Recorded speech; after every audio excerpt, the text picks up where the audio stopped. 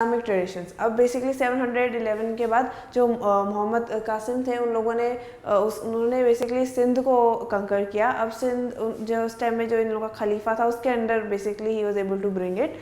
तो बेसिकली अब उसके बाद 13th सेंचुरी 14th सेंचुरी उस तक जो टर्क्स थे एंड द अफगान्स थे उन लोगों ने बेसिकली दिल्ली सल्तनत इस्टेब्लिश कर लिया था नॉर्थ इंडिया में। एंड एज वी नो कि मोस्ट ऑफ देम वो जो उनका एज वी नो कि इस्लामिक नेशन के जो इस्लामिक स्टेट के जो पार्ट थे वो अपने जो रिलीजन उसको भी इंडिया लाया।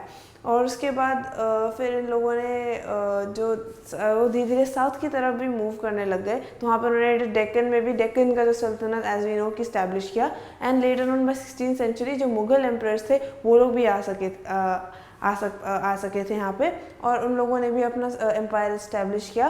बेसिकली जो स्पेशली मुगल्स ये सब लोग जो सिस्टम फॉलो करते थे वो जो इस्लामिक वे से जो इंस्पायर था उस तरीके से वो फॉलो करते थे। बेसिकली जो रूलर्स होते थे उनको भी वो मतलब जो अथॉरिटी वो भी they were subject to some other authority. तो वो बेसिकली जो उलामा थे basically they were like you can say जो शरिया बेसिकली क्या है, शरिया जो मुस्लिम जो लॉज है उनका बेसिकली जो कलेक्शन है उसको शरियास कहते हैं। तो उन्हीं के गाइडेंस के अंडर उन्हीं लॉज को फॉलो करते हुए मतलब थ्योरेटिकली ये एम्परर्स ऑपरेट करते थे। तो उनका बेसिकली अभी भी मेन वो अभी भी अपने जो रिलीजियस के और उसके रूल्स के इन्फ्लुएंस के अंडर थे। अब इसके बाद नॉट जस्ट मुस्लिम्स बट उन्होंने जैसे जो ज़िम्मी होता है वो बेसिकली उसका मतलब है प्रोटेक्टेड। तो जो Jews Christians even Hindus and जो और रिलीजन्स थे वो प्रोटेक्टेड वाले कैटेगरी में आते थे। तो ऐसा ये नहीं था कि जस्ट बिकॉज उनके जो रूलर्स है क्योंकि जो रूलिंग स्टेट थी एज वी नो कि मेनली इस्लाम को फॉलो करती थी, तो ऐसा नहीं था कि they were getting harmed in any way. तो देवर मेकिंग श्योर कि वो लोग प्रोटेक्टेड रहते। तो उस प्रोटेक्शन के लिए भी उन्हें जो टैक्स पे करना था उसको जिजिया कहते थे। बेसिकली उनकी प्रोटेक्शन के लिए एज आई मेंशन कि जो उनकी प्रोटेक्शन के लिए इम्पॉर्टेंट था। एंड ये नहीं था कि just because like I said कि जो उनके जो सिंस रिलीजन डिफरेंट था कि वो उनको बिल्कुल कंसिडर नहीं करते थे, ऐसा नहीं था। बेसिकली ये भी था कि वो जो उनकी पॉलिसीज़ काफ़ी फ्लेक्सिबल होती थी एंड वो काफ़ी उन्हें अलाउ भी करते थे।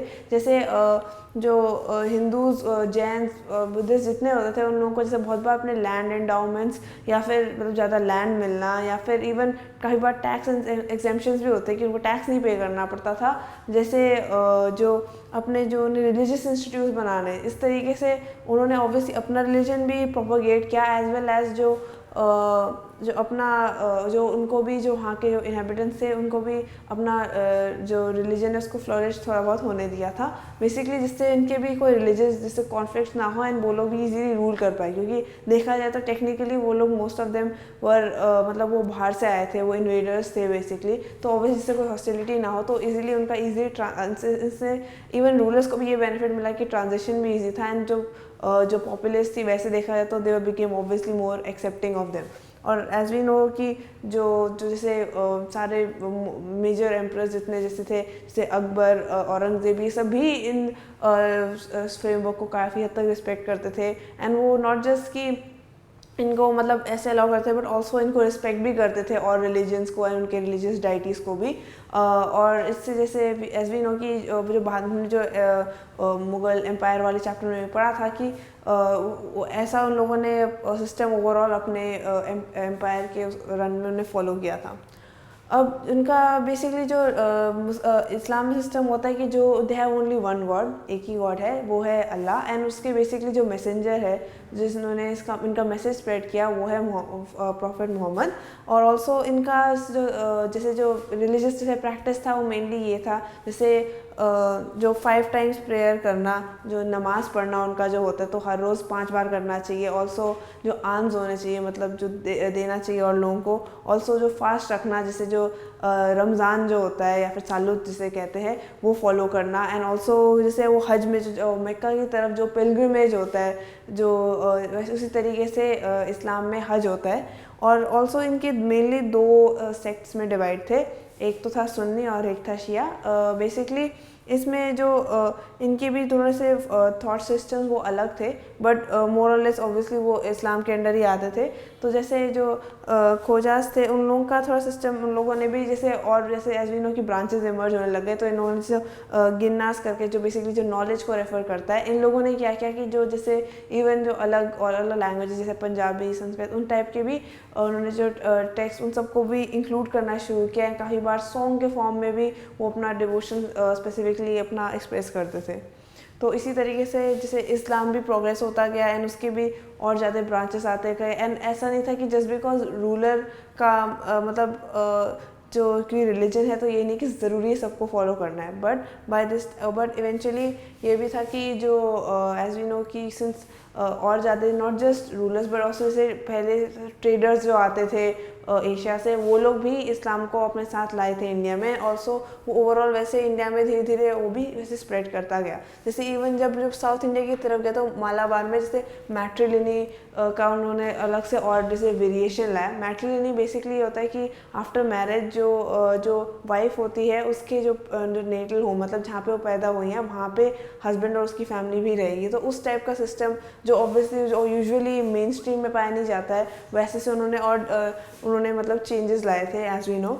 और फिर उसके बाद जो ओवरऑल जो मॉस्क के कंस्ट्रक्शन है उसमें भी मोर और लेस एक सब में सिमिलर फीचर्स होते हैं जो ओवरऑल मतलब काफ़ी हद तक यूनिफॉर्म है। जैसे कि हमेशा वो मेका की तरफ फेस करेंगे, या फिर उसमें हमेशा एक सर्टेन मिहराब या फिर मिनबार, बेसिकली मिनबार एक जो पल्पेट होता है एंड मिहराब बेसिकली जो उनका प्रेइंग के लिए जो एरिया होता है, जो प्रेइंग नीचे है, वो हमेशा कांस्टेंट होते हैं। बट जैसे उनका जो कंस्ट्रक्टेड मटेरियल या फिर समटाइम्स रूफ्स, वो सब थोड़े different obviously place to place होंगे as we can see from the illustrations in the book.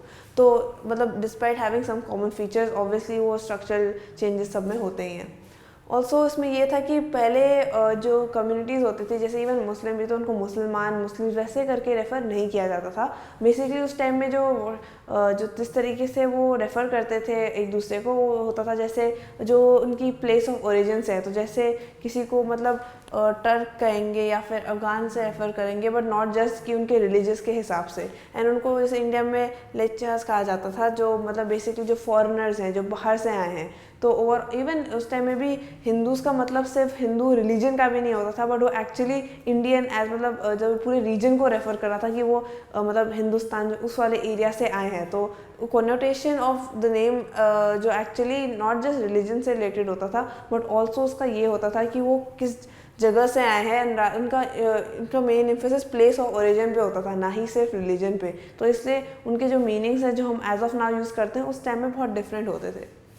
Growth of Sufism. अब क्या हुआ कि धीरे धीरे सर्टेन ब्रांचेस जो इस्लाम के स्पेसिफिकली, वो काफ़ी डिसइल्यूजन होने लग गए थे कि उन्होंने रियलाइज़ किया था कि वो उनका जो कालिफ है वो कितना ज़्यादा, जो कालिफा है वो पूरा वो ज़्यादा मटीरियलिस्टिक हो रहा है एंड ओवरऑल जैसे बहुत ग्रीड उनमें बढ़ रहा है। तो देन दे रियलाइज़ कि उनको उससे ज़्यादा मतलब मोर कैसे कह सकते हैं डिवाइन उस तरीके से। तो उन्होंने एसेटिज्म एंड मिस्टिसिज्म बेसिकली उन्होंने रिनाउंस करना शुरू किया वर्ल्ड को।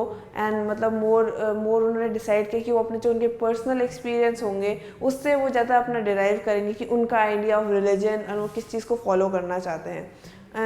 और उसका बेसिकली इनका मेन पर्पस था कि उनको सेल्वेशन सीख करना था।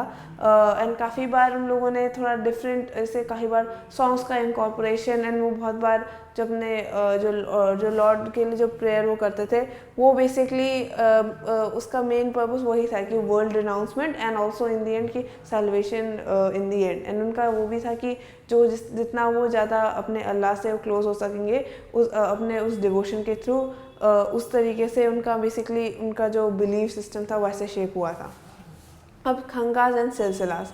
खंगास बेसिकली मीन्स दी हॉस्पाइसेस, जो एरियाज़ होते हैं जहाँ पे ये सब मीटिंग्स टेक प्लेस करती थी। एंड जो इनके जो शेख्स होते थे या मुर्शिद या पीर जिन्हें कहते हैं, वो बेसिकली उसके मास्टर्स होते थे उस हॉस्पाइस के, दैट इज़ द खंगास। तो वो बेसिकली उनको लीड करते थे। एंड उनके जो डिसाइपल्स होते थे उनको मुरीद कहते थे। एंड उनके जो अपॉइंटेड सक्सेसर्स होते थे जो उनके बाद उस एरिया के फिर से मास्टर बनेंगे एंड वो भी उस मैसेज को प्रोपोगेट करेंगे, उन्हें खालिफ्स कहते थे। तो इसका बेसिकली एंड इसका बेसिकली आइडिया वही होता है कि यहाँ पे जो अपने जो मैसेज इम्पार्ट करते थे, जो बिलीव करते थे कि उनका इंटरप्रिटेशन है, वो वहाँ पे मतलब बेसिकली उनका मैसेज प्रोपोगेट होता था। सिलसिला का बेसिकली इन सिंपल इनका लिटरल मीनिंग सिलसिला का हुआ चेन, मतलब इन द सेंस ऑफ कि जो लिंक्स जो भी जो 12th सेंचुरी में ये बेसिकली इमर्ज हुआ था, लिंक्स इन द सेंस कि जो कह सकते हैं जो प्रॉफिट मोहम्मद है, जो उस टाइम से जो उन्होंने जो मैसेज उन्होंने दिया था वर्ल्ड को, वही जो चेन ऑफ इवेंट जो लिंक होकर हर एक मास्टर से जो उसके सक्सेसर तक आ रहा है, उनके फॉलोअर्स तक जा रहा है, तो उसको पूरे चेन को एज अ सिलसिला वैसे रेफर किया गया था। एंड उसके स्पेसिफिक फीचर्स थे कि जो फॉलोअर्स होते थे उनको ओथ लेना पड़ता था ऑफ एलिजेंस, बेसिकली मतलब वो एक प्रण टाइप लेते थे कि वो उनसे मतलब उनसे एलाइड है। एंड उस टाइप के जैसे इनका मेन फीचर्स था जैसे उनका जो शेव्ड हेड या फिर वो एक स्पेसिफिक जो एक गारमेंट पहनते थे, तो उनको ये सब चीज़ें करनी पड़ती थी दिखाने के लिए कि वो उस कॉज के लिए कमिटेड है।